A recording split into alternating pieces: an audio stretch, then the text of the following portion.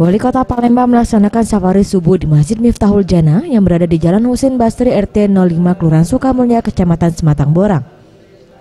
Usai melaksanakan kegiatan tersebut, Harnojoyo, Wali Kota Palembang, mengatakan sholat subuh berjamaah ini merupakan agenda rutin Pemkot Palembang setiap hari dan harus dilakukan di 16 kecamatan di Kota Palembang yang dipimpin oleh para camat.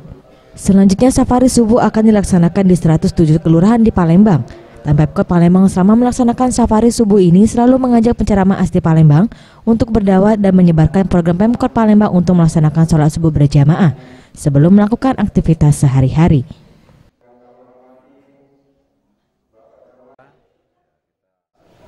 Dalam rangka ini adalah untuk memotivasi masyarakat mengeluarkan masjid dan mushola di Kota Palembang ini ketika subuh.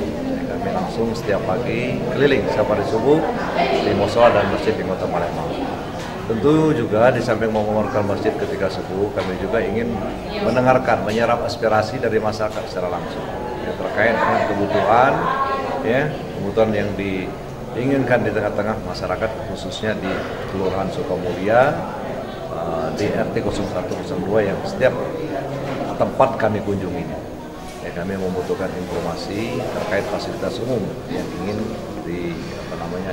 ingin kita bangun. Nah, pada prinsipnya kami, mana yang bisa kami kerjakan hari ini tidak mungkin akan kami tunda besok, kalau ada apa yang diperlukan oleh warga. Nah, kemudian kami berharap juga,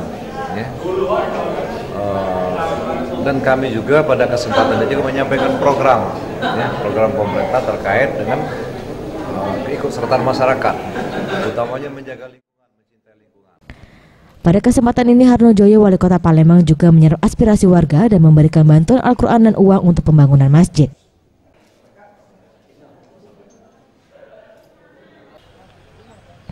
Fadlu Satria, Sriwijaya TV.